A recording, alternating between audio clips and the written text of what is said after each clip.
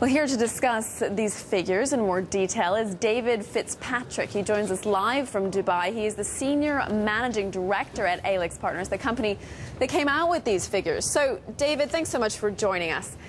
Now, given the bleak backdrop, we've got Farnborough Air Show in a couple of weeks. Are we going to see any new orders there? Lindsay, I think you can expect to see new orders at Farnborough on the commercial side as well as on defense.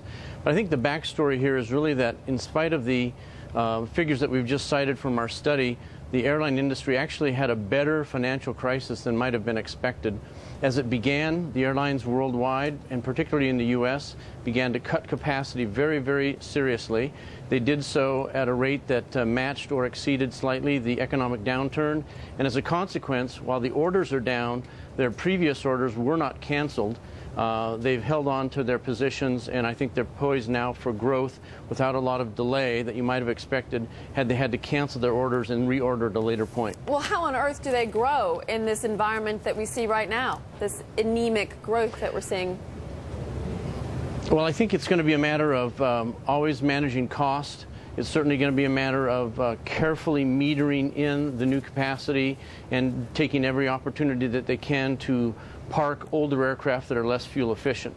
The new generation of aircraft, I think, promise a lot better fuel efficiency, better environmental impact, and a chance to make a good deal more money.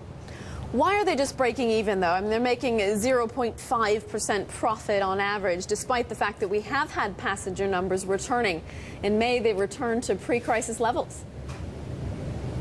Well, you know, I think our view is that the fundamental problem with the airline profitability worldwide is that they have darn little control over pricing, and they have such intense competitive situations that they tend to have sort of pricing below cost in aggregate. It's a result of their automated reservation systems, monitoring everybody else's fares, and it's sort of a race to the bottom, assisted by computers, and not everybody can recover from that or manage that carefully enough. It takes a lot of restraint not to let your prices fall too low.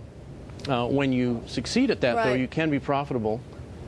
Now, does that mean we're going to see some more M&A? I think you are. Certainly in the U.S., there's the headline news about Continental and United. There's probably a bit more consolidation there. There's some very interesting and I think potentially useful international consolidation on the way. You've heard news, of course, about British and American and Iberia. I think there's a few more plays like that in several regions of the world. What about the business? And I think that all leads to good pricing power. Yeah. What about the business traveler? I mean, is that passenger coming back, or are companies going to continue to be cautious, do you think? Well, for the time being, I think the cost consciousness, the cost cutting is going to persist. I think on long-haul international routes, business travelers are going to be back, but sort of at the rate that the economy recovers worldwide, which means, of course, to us that there's going to be quite a bit of regional difference. I think the Middle East, the Asia to Europe trunk routes are going to be potentially quite profitable, but in and out of Europe, in and out of the U.S., I think the business traveler is going to continue to be constrained for some time to come. We haven't got much time left, David, but you're coming to us from Dubai. The Middle Eastern airlines have weathered this storm better than most. Are they going to use the next year or so to kind of pick up some market share?